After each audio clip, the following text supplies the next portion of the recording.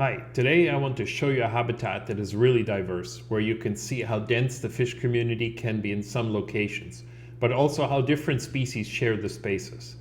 Almost all these fish occur in the Orinoco lowland and even in the Orinoco's main branch, where they are totally different conditions from this place.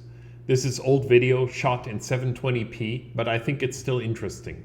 Hang in there, because in an effort to show more catfish, we do have Ancistrus, Farlowella and Corydoras in this video. Here, on the northwestern edge of the Guiana Shield, water drains off the tabletop mountains and flows northwards into the Orinoco. This river basically drops off the mesa from several hundred meters in elevation, down a huge waterfall and into the Orinoco lowland. Unlike many places, there are no rapids, there's no slow descent, it is just a straight line down the side of the mountain and straight north to the Orinoco. Fish from the Orinoco can easily go upstream, and here, at the foot of the mountain, in the clear water, we find this massive community of fish, with some expected and some unexpected species. The bottom of the waterfall is a gigantic boulder field. Few fish make it here, let's call it Zone 1. The next sector is bedrock and a shallow water beach. We will call that Zone 2. Then the new river starts, first shallow and getting deeper. That will be Zone 3. And finally, when the river starts to turn, it creates shallow areas in the curves, our Zone 4. Wherever water splashes over boulders in the tropics, you can find riverweed plants, such as the Murrera fluitalis seen here. They make huge flower stands above the surface, but in the water they have these rubbery leaves. Imagine you took a thick crumpled plastic bag and glued it to a rock. These plants only live where water is splashing, shallow and very fast moving. They are fantastic looking plants, but they won't be easy to adapt to life in an aquarium, because these conditions won't be easy to recreate.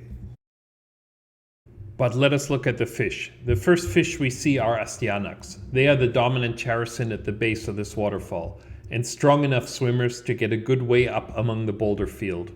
They occur in huge numbers, and even though the water is just knee deep and moving really fast, they seem to like this place. Not many fish make it up into this zone, even though there's plenty of food. Not many are strong enough swimmers to climb the many small narrow waterfalls and find these slower pools behind the boulders that we're looking at here. Steindachneria are mixed into this group of Astyanax. They are similar enough in shape and color that they blend in, and I really only notice them when they get isolated from the school. This is not really the type of environment you would expect them in, but fish don't read books, and such surprises are not unusual. This area is also full of Farlowella. They mimic sticks, but there are no sticks here, yet they are just as plentiful further down, where the fast water has deposited leaf litter and sticks of all sizes. I think they're just as common here. Loricaria remain on the sand, and in places where the sand meets bedrock or large boulders. They are also well camouflaged. When they are not moving, they are not likely to get grabbed by one of the pike cichlids or other predators, but their numbers certainly decrease in Zone 3, where they have many potential predators. In an area the size of a dinner table, we can easily find 30 to 50 individuals of both Loricaria and Farlowella. The notion that these slow-moving catfish require less flow in the aquarium is certainly false. This kind of oxygen saturation is key to keeping them long-term.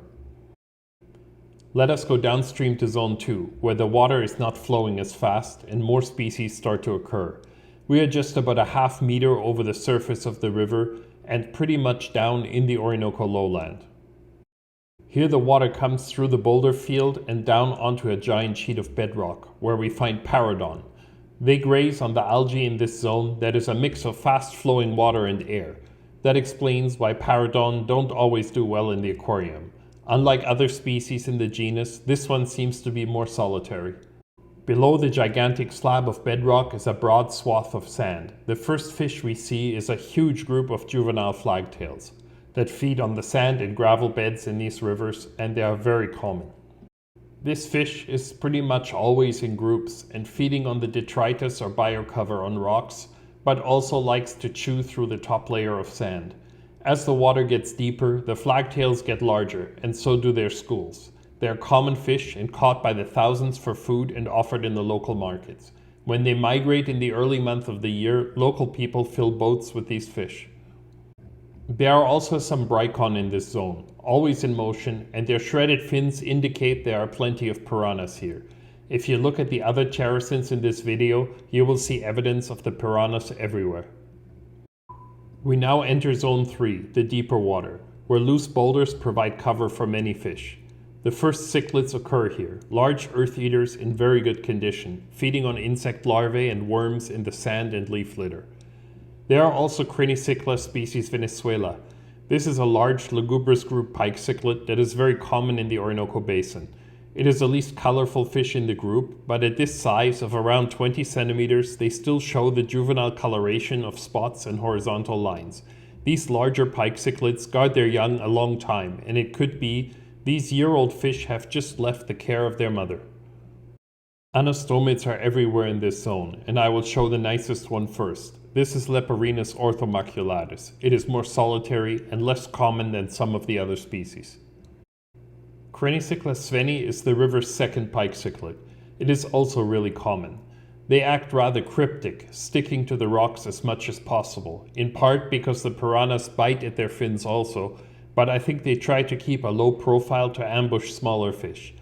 They are after the Monkhousia and Astyanax that venture into the deeper water, where predators are more common between these melon-sized rocks.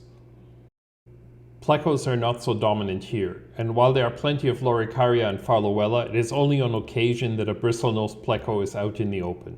We are still good 2 hours drive from the Orinoco's main branch, but also well below the middle Orinoco's rapids and the beginning of the big pleco diversity in the sector upstream. Perhaps at night some Hippostomas and other common lowland Orinoco species can be seen here also.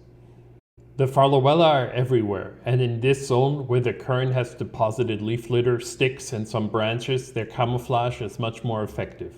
They are mixed into the leaf litter and feeding on the biocover of larger branches.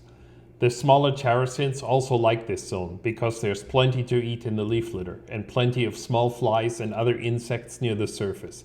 It is not without danger because there are a lot more predators here than in the shallows. The most common anastomid is Leporinus frederici. This species is widespread in South America, without a particular habitat preference. You can find them just about anywhere. Their fins are also damaged by piranhas. Maybe they are a bit too slow to avoid the attacks, and they feed with their heads submerged in the leaf litter, then get ambushed when they cannot see the predators coming. Geophagus abalios are at the edge of the leaf litter beds, less common than the Satanoperca, but in good numbers. They are much more shy and seem to dislike their own reflection in the dome port of the camera, so the footage of them feeding is not nearly as nice as the Satanoperca. This is a young fish because the larger sized fish remain in deeper water. The piranhas all seem to be around the same size, usually solitary and somewhat territorial. They complete the same circle the size of a dining table in a constant motion, biting at the fins of other fish at every opportunity. For some reason, Brycon and Metinnis are their preferred targets, but they will bite at any fish unaware of their presence. All of the juvenile piranhas seem to have the circular swimming pattern, at times around a single boulder or between the same group of rocks. These juvenile piranhas are striolatus and rhombeus, but caribe and irritans also occur in this sector. To show all this diversity, we moved around a lot in between the different zones of this sector of the river. But what happens if the camera is stationary and left running in one location? This would be easier today because modern digital cameras are silent and much smaller. Back then, mini DV camcorders actually had a loud hum underwater, but the fish eventually got used to it, and a large number of fish came to visit the site around the singular boulder. Interestingly, the rather shy Metinnis and Barracuda approached the camera, as well as Leporinus fasciatus that seem to prefer deeper water. Overall, many of the species shown before all swim through the frame at one time. The fish are essentially of similar size, or at least large enough not to fit in the mouth of the predatory species. Opposite the waterfall, in the first bend of the newborn river, a shallow area with fine sand shaded by gigantic trees and a notable absence of rocks and boulders creates an entirely different habitat, our Zone 4. The more complex substrate of very fine white silica sand, sticks and leaves built up by the current affords cover to small fish. Dense trees overhang the river, creating twilight even in the midday sun. Many small characins occupy this zone, organized in loose schools depending on their preferred part of the water column. Here, in less than knee-deep water, Corydoras search for food in small troops of 3 to 6 fish. The long-nosed variant of an unknown species has the same colors as the substrate, camouflaged well against both predatory fish and kingfishers in the overhanging branches. This curve, the length of several buses, is home to around 200 Corydoras, organized in such small troops.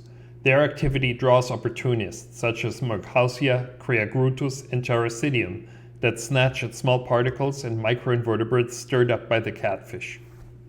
Some smaller cichlids also occupy this zone, especially large numbers of Microgeophagus ramirezi, young adults of Aquidens and Bujerkina, as well as juvenile Crenicichla. Anostomus chernetzi, despite being widespread in South America, are not often seen. Here, a single individual crosses the frame only to disappear into deeper water. The most cryptic fish in this habitat, at least of the fish seen during the day, is Mastiglanus asopus, sand-colored catfish that blend in near perfectly over the white sand substrate and dive into the sand when approached. I hope you enjoyed this video. Make sure to share it widely and subscribe to this channel. We'll be sure to bring you more videos like this from around the world in the near future.